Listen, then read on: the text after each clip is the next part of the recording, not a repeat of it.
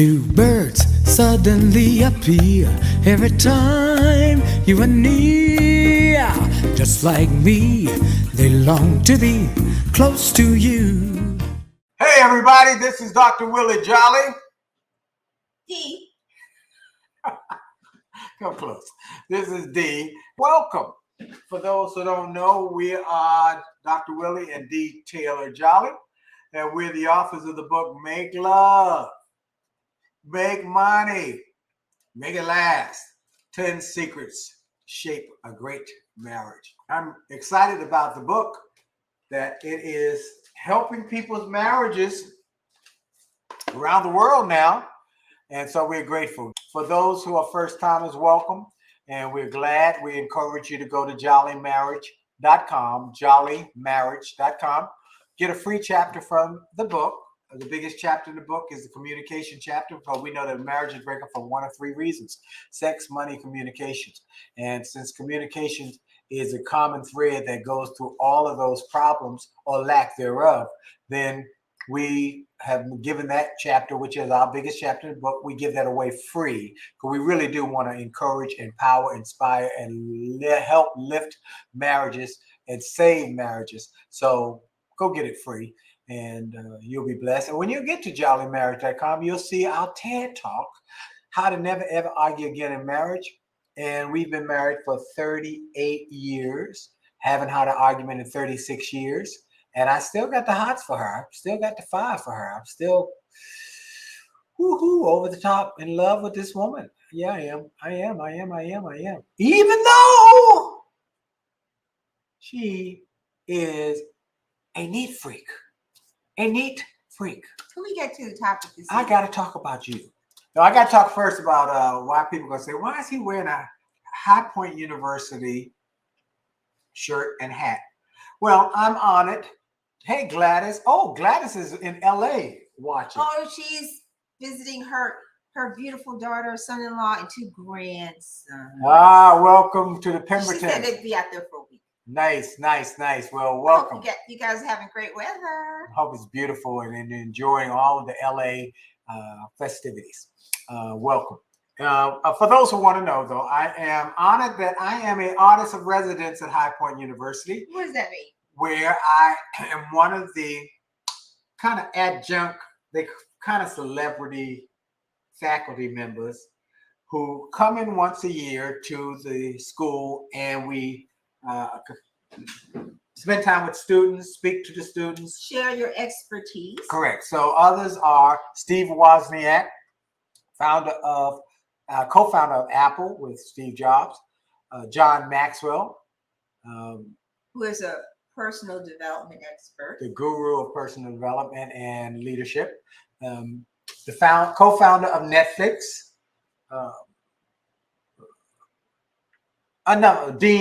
Dean, I can't think of Dean's name, who's Superman. So we got a lot of those great. And the lady who is Sid Marshall, the first African-American president, CEO of a NBA franchise. She's the president, CEO of the Dallas Mavericks. And so Gladys said we're having a great time, great weather. Her niece graduated from High Point and is doing quite well. Oh, that's wonderful. That's fantastic. So I'm honored that I am an artist of residence, and I was there last Sunday to participate in the convocation where my friend Dr. Nido Cobain, the president of High Point, invited me to come and to sing The Impossible Dream to start off right before he spoke at the convocation. And afterwards, I spoke and sang at Wesleyan Memorial United Methodist Church, which is Nido's church. And so many people came up and said, we watch your Monday night show. We are still shocked every time somebody says that, huh? We are shocked when people say, we watch you on Monday night, or we see you on the replays. We love your marriage program. Thank you for sharing. So thank you. I would never know. We would not know. So that is why today, with all the folks at High Point, I decided to celebrate them, celebrate my friend Nido Cobain. And as Gladys said, her niece graduated from there and is doing quite well. Great university. Such a cool convocation. And when I say cool, he does everything to help create a feeling of family and such strong emotion that it makes you want to stay connected to the school. And the part that we missed after you sang and you did your part, they have one live eagle that flies right above the heads, right over the heads of the students to the 1,600 freshmen with 17,000 applicants and an average of what, $50,000 a year. And they are just trying to get in there. This school is amazing. You have to see it. If you got kids considering going to college, free promo. I'm giving them a shout out. I told them I'd shout them out when I could. But I just wanted to say thank you to all the people at High Point University who made us feel so comfortable, and all the people in High Point, North Carolina, who said they watched the show. I decided to shout them out and celebrate them tonight. So High Point University, go check it out. Okay, now we can talk about this week's session, which is a extension, It's a branch of last week's program. Well, it's an extension of last week, a conclusion. Conflicting careers are ruining our marriage.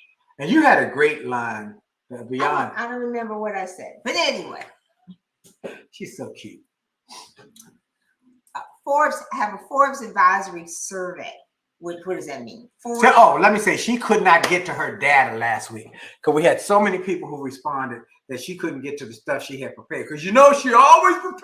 I'm just saying, so we're not making up solutions. We give our opinions, but I like the idea that what we do, we've got data or research. I have to take a moment to say, that's a Spratley Inc. Keep going, guys. This is awesome. We need more strong marriages. Amen. That's why we're doing it, to help people grow their marriages, their relationships. Thank you. And so we get so many people who are struggling in their marriage, who call us, email us, send us messages. We want to do programming to help them. Okay, let's go. Okay. So according to Forbes Business Magazine, right? Yes. Financial advisors really is what Forbes Advisor Survey is all about. Yes. To kind of see how they can get more money from people. That's my personal summary, yes. Right? But it says the most common fight divorced people said they had with their exes was not about money, was not about sex or intimacy. You know what it was? Right. What's that? What was it? What was it?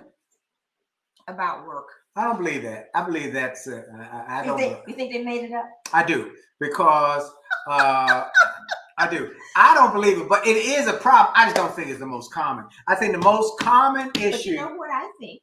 I'm willing to differ with you in the sense that this is current information. So maybe that's where we stand today. I don't believe it. I don't believe it. This was done like 2 months ago or so. I don't care when it was done. I believe that this is a problem, but I don't think it's the most common. I think they use that because they can write whatever they want in that first line. But here's what I do believe. 40%, almost half, 46% of respondents said career choices was the number one conflict in their marriage. All right, but that's semantics. Let's keep moving. It is a problem. Now, what is the number one problem? I think that sex is the biggest problem. Money, a lack thereof, romantic issues, and money and communication are the number one issue. What is it that you say sex is enough? Is that because that's all you think about? Sex. You know, maybe everybody doesn't think sex is the number one factor in their relationship. I do think about sex quite a bit. But I'm a man. Men think about sex. Am I right about a man? Maybe all men don't think about sex is their number one issue. But they think about sex. But they might not think about sex as their number one issue. Concern. All right. Okay. Let's get past this. Okay. Let's keep going. We got a lot to talk about. Like we told we were also at High Point this week, and then we were at the Veteran Speakers Retreat. We were at a retreat. When we got back, then we went on a retreat Thursday, Friday, Saturday, and Sunday. And I remarked to you that in the conversations, I tend to be more of the listener, while you tend to be more talking to other people. Correct. And I seem to have the ability to get the backstory of people. Correct. And I found it very interesting that, well, I would say about half of the people there, this is their second time around in terms of second marriages or second relationships. Yes. At least And half of them. I would think most of half of them. Yes. Right. But that goes with the statistics in America. 50% of marriages break up. All right, go ahead. And then secondarily, that many lamented the poor relationships that they had with their children, their families, because their careers took precedence. Okay, that's good. Over. And we also had family. somebody who recommended, I want to put this in before I forget, someone who recommended that their children or the marriage of the daughter and the son-in-law make this watching our show, a part of their weekly routine, because they are two people living in the same house but are not happily married. I think we're finding that a lot of people share that. Yeah. So if you then a shocked, we won't talk about in your inner circle, living in the same house for many years, 5 years, in separate bedrooms, and then shocked when one member said that they wanted to get a divorce. So we want to encourage people. If you've got friends, family members who are struggling, encourage them, invite them to watch Monday nights 9 o'clock, and You'll send their discover issues that in. you're not alone. Yeah, you're not alone. I think that's one thing. That's true. Now let's finish talking about this career thing, because one more thing I got to share. Yes, I had a conversation today with a lady who is East Indian, and her parents had been married for 53 years, and their parents were the result of an arranged marriage. And wait a minute, the parents were the result of an arranged marriage. The grandparents arranged, her grandparents arranged for her parents to get married to their spouse. Okay. All right. And I said, we talk about in the book our friends who are East Indian, and how they say in Western cultures, people start off hot and cool off over time. And in Eastern cultures, people start off cool and warm up over time. Because they don't know each other, period. And they get to know each other. But she said, my father is writing a book because he said he and her mother are greatly in love now. And said, here's the difference. Westerners fall in love and get married. And Easterners get married, then fall in love. Boom, bam. That's interesting. Isn't that interesting? And she said, that's a fancy way of saying like Varsha and her husband. They got married, then they fell in love. Now, I asked her, I said, so did you not tell me you were divorced? She said, I am divorced. Ooh. I said, you mean to tell me you had an arranged marriage? And you got, oh, no, I didn't have an arranged marriage. I chose. My parents allowed me to choose, and I chose wrong. So oftentimes. She said, I wondered to this day, what would have happened if I had let my parents choose like they wanted to? But I fought them, because I grew up in America. Yeah. And she said, I said, you know what? It's interesting. That's just an interesting concept. Okay. She now is a leadership coach, and she didn't tell me what her ex was. Teach people how to be married? No. So we have had people do that too. People who were struggling in their marriage, and they're going to have marriage a year and a half in, and they're going to do marriage seminars. No, it takes time to figure this out. Am I right about it, Gladys Pemberton? Y'all been married how long? They've been married 40 some years. Yeah. And I was in her wedding. I wasn't around then. You were, baby. No. About that, I mean, I wasn't around with you. Okay. But I remember you were hanging out with the women though. But I remember you were hanging out with the women. The first time we went on a date somewhere, we went to their home. We did. Yeah. It wasn't the first time. I figured 45 years. 45 years. Amazing. All right. Anyway, let's talk about this career. You had collide. I like that word. What was that concept? It wasn't my idea. I'd actually read that somewhere, when careers collide, and I thought the C's work well together. Correct. And that was the wording was a concept from doctors Les and Leslie Parrott. So they have do you know them? They have they do a whole thing on marriages and relationships. Yeah. All right, so let's go with your research. I like that terminology. Let's go with your research. Careers collide. Okay. All right. Okay.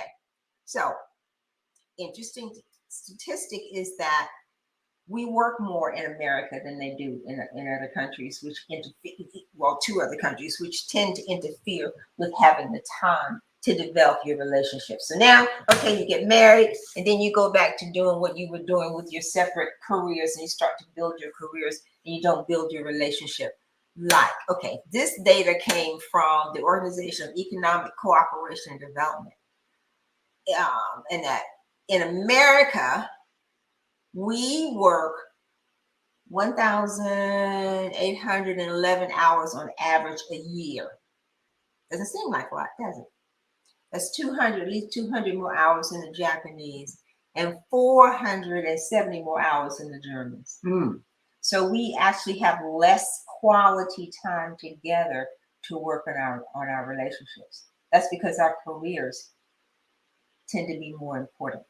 And maybe I'm saying maybe the research didn't get to that point, but maybe it's because we have pressures, corporate pressure to succeed. If not, you worry about somebody coming and taking your job. So I got to go to work, right? I got to focus on this. I got to do this report. I have to do these things to maintain my lifestyle, to keep the roof over my head. But we work significantly more hours than other cultures. Wow. So it's not hard to then be able to justify that the relationship might have to suffer for the benefit of the work, because the work keeps the roof over your head. Unless, now let's fix this problem, but we only got 12 more minutes in the show. Look, the letter we got was that there was a conflict because their goals and career aspirations and ambitions were not coordinated. And one person had left the other person behind, and then they fell out of love. And another issue we had, was the wife did not think the husband was ambitious enough. Well, ambitious the way she wanted him to be ambitious. That's right. He is a professional. Right.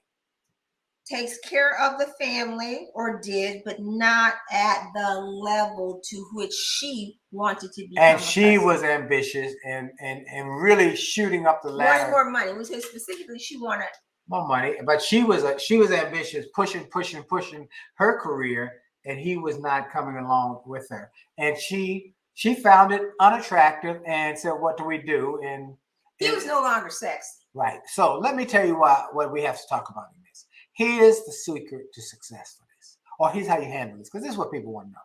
How do y'all handle when these careers collide or they're not aligned and there's problem?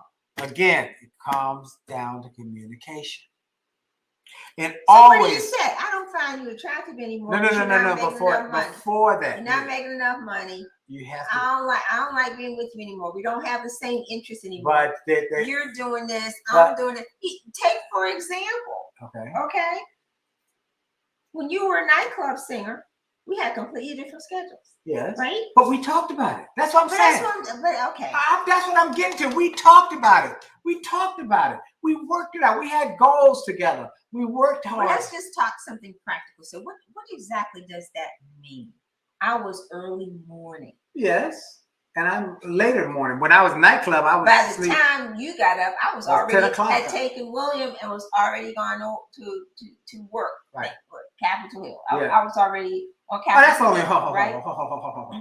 That wasn't every night of the week, though. I wasn't gigging every night of the week. Let me finish. Okay. But when you got up, what was important to me is that I would say, please make up a bed, because that would drive me crazy. When I married him, he didn't know what making up a bed was. I said, please make up a bed. Why make up a bed? But you would tonight. But you would pick up the kids from school. Yes. So it was a communication. We coordinated. We worked together. Right. And that's what I'm saying is that this problem we're getting in this email, okay, or emails. And then maybe there's also a lack of respect for what the other person does. There has to be mutual respect for what each person brings to the table. Just like with our most recent friend, she didn't respect what he did. Mm-hmm. And he wasn't moving up enough, fast enough in the court. And they weren't able to work together. Okay, so how do you fix it? When we know the problem. How do you fix it? To talk, well, mutual respect. Mutual respect, and then come up with a plan that the two of you agree to. Right. That you agree to. Right. You think of, for example, so many things, and we talked about everything because we really didn't have anything. So the conversations, even when we had to share a car. We had to share a car. Had to share a car. Yeah. When we had one car and you were singing in the nightclub and I was still working on Capitol Hill, I would take you. I think William was Darlene living with us. Probably Darlene was living with us. So I would take you to the nightclub and then have to come back 2 o'clock in the morning to pick you up because we had one car. Right. But we worked it together. Yes, we did. And then when you got fired and stumbled into the speaking thing that I like to say I found it and it found me. I like stumbling. No, I didn't stumble. I found it and it found me. Now, it wasn't planned, but it found me and I found it. And I didn't understand. Oh, by the way, for those who don't know, a few weeks ago, I was blessed to get the highest award in the speaking industry, the Cabot Award, which is the Oscar of the speaking industry. And I am so grateful to my wife for supporting me as I made that transition. And with that, I would say when you found speaking and it found you, I really didn't understand. But I was encouraging because you were so excited. Oh, no, he's got to go get it. You were so excited about it and motivated to work and learn the business. And I wanted to encourage you. So you don't always have to understand. The Cabot Award, the highest award in the speaking industry. This thing is heavy too. And I am the first African-American man to get this award in history. And we did it in the 50th anniversary of the National Speakers Association. Wow. So wow. When he went to his first convention where we had to borrow the money from our son's private school savings account. Another great point of career challenges colliding. I say, well, I got to go do this. She said, she could have said, what? Take the money from our kids. We've been saving all year to go to this convention. Are you crazy? Nope. She said, let's do it. Let's do it. Folks, that's what I want you to hear. We work together. We dream together. We fight together. There has to be, I will go back to, there has to be mutual respect. Yes. And belief in each other's ability to make it happen. Absolutely. And then I would say to make it happen because I'm in your corner.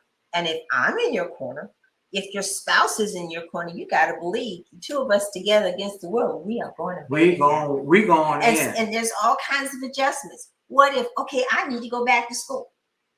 Because if I go back to school and I do these things, we will make more money. Our family will be in a better position to do these things. What is it going to take? No vacation.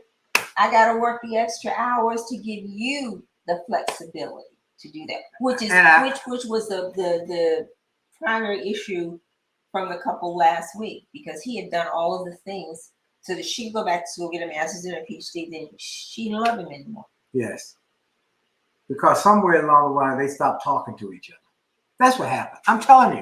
You don't know that. Oh, I know that. I know that. They did not talk honestly and openly and saying, hey, she was growing differently. They were growing differently. And they also didn't openly, honestly talk and then come up with a plan. And I think part of the challenge sometimes when we say people talk openly and honestly, because we have been in this space for so long, some might not know what open and honest communication is about. And that because you think something doesn't mean you're automatically going to say it, because you have to mull it over so that you say things in a way. Uncomfortable conversations have to be said in a way, and you learn how to do that by doing it. Yeah. So that you don't offend or you hurt someone's feelings. Go back to the TED Talk. How to never ever argue again in marriage is you got to have critical conversations. How do you do it? You use the 4 F's we talk about in the TED Talk. Go watch the TED Talk. Share with everybody because it will help you. Now, let's get back to those points that Dee talked about. Please give us those points again that you prepared for last week. I don't know what I said. What are you talking about? Well, you were talking about last week. There were things you learned. Let's see. I feel neglected. Okay, that's one of the things we found people say. Oh, the terminology to use. I want to spend more time with them, but they're working. That people struggle with communicating their needs, which is why I say communicate. I feel neglected, but they won't tell them. Again, you got to communicate those. And then struggle with communicating needs. Here's what I need, or this is how that made me feel. Well, I want to, at this point, I think it's interesting to note that according to the U.S. Census Bureau, now the average, I don't know if I necessarily agree, but then I didn't do the research on it, that the median age now for getting married is 29. I don't know. Okay, maybe the so. focus is on at 29, people today, you're going to have career changes. Yeah. And those changes in careers, I want to get back to that, the changes in careers can affect how you interact with each other. Yes. So you might have a less stressful job or a completely different career path. And now that you have a new career path, that interferes with, now we don't have time together. Right. Any more of these? So how do you plan that? So real quick, let me take a moment. How do you prioritize you got to prioritize the relationship. This thing's so heavy. Let me say this real quick, and I want to give a learning point to everybody. Okay. Now, research says you need to have a career-life balance, but I think that's ridiculous. That's a whole nother. Don't go down that. Don't go down that. You asked me what else. I know, but we don't have time now. Our time is up. I'm gonna give them a quick lesson about how I achieve the highest honor and cherished award in the speaking industry, named after Kevin Robert, who's the founder of the National Speakers Association. Here's what I did 32 years ago now, when I went to the National Speakers Association convention.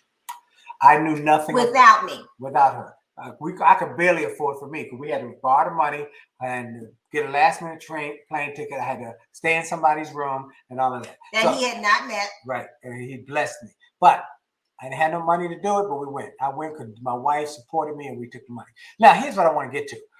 I went to the National Speakers Association, didn't know much about speaking business beyond speaking to kids that year I'd been speaking. But here's what I learned. That these people would dress up on the last night for this big gala where people would be inducted in the Speaker Hall of Fame. I said, wow, that's so big. Get in the Speaker Hall of Fame. And then after that, people were inducted in the Speaker Hall of Fame, the big award of the night came, the Cabot. And it was completely surprised. The person who got it did not know they were going to get it. And I came home after that, and I said, I'm going to write some goals down. Because I learned about the power of writing goals. And I believe in scripture. Thank you, Ms. Middlebrooks, who said, God is faithful. Yes, he is. Let me tell you more why. Because the scripture says in Habakkuk 2, write the vision, make it plain, that he that reads it may run the race. The vision will come. It may tarry, but it will not lie. Wait for it. Because at the appointed time, it will become what you have written. Well, I wrote down, I would get in the Speaker Hall of Fame. I wrote it down on a piece of paper. And I wrote down, one of these days I'm going to be worthy of getting the Cabot Award. That was 32 years ago. In 2005, I got inducted in the Speaker Hall of Fame.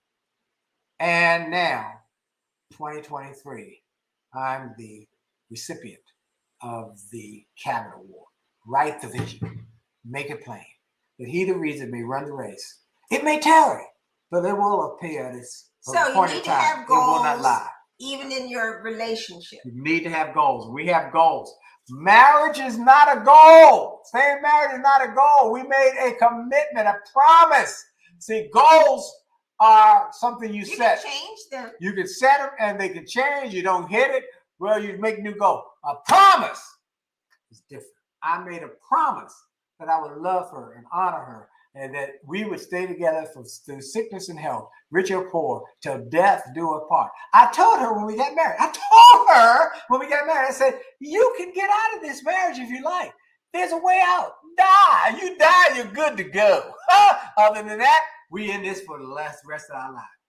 So Your character. I'm here with you.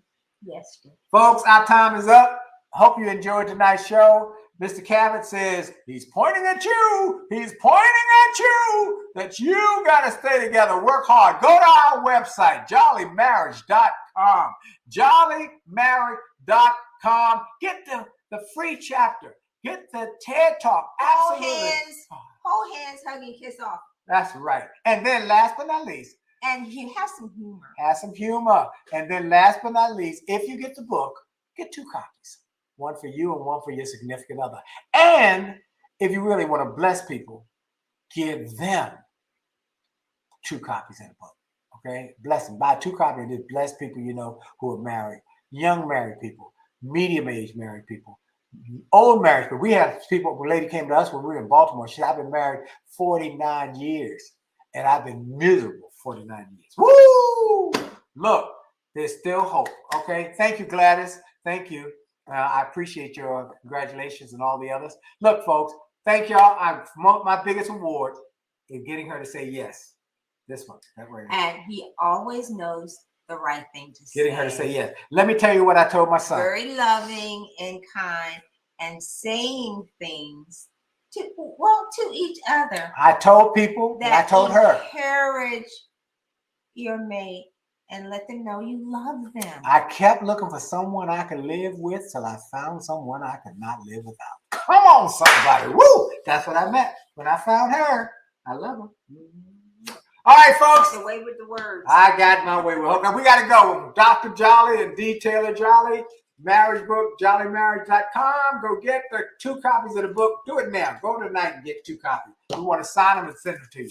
And then we'll see you next Monday night. Tell all your friends, tell your family members to tune in, watch the replay. We are here to help you improve, empower, uplift your marriages and your relationships, and to save 1 million marriages and enhance 1 million more. This is Dr. Willie Jolley. This is Dee. We're going to go out on my music from my one-man show, from my album, jazz music. You're going to love one-man shows coming back in a few more weeks. We're going to do we got music and motivation tour. That's right. Because of the demand, we're going to do it again. Here we go. Out.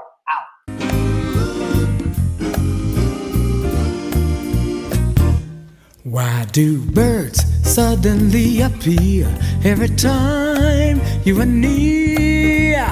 Just like me, they long to be close to you.